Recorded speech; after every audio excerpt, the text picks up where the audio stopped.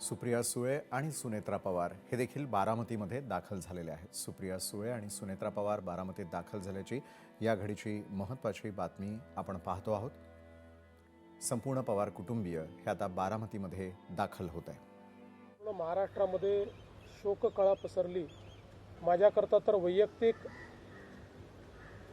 एक दमदार आणि दिलदार अशा प्रकारचा मित्र या ठिकाणी सोडून गेलेला आहे।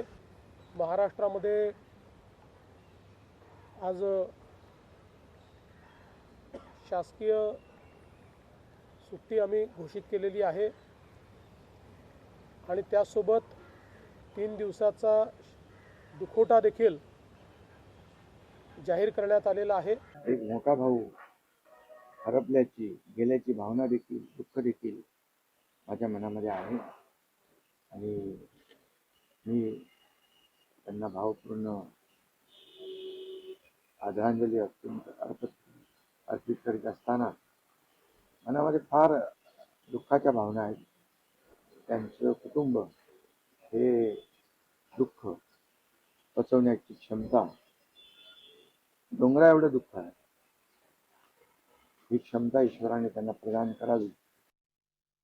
आज सकाळी राज्याचे उपमुख्यमंत्री अजितदादा पवार यांचं विमान अपघातात निधन झाल्याची बातमी कळली।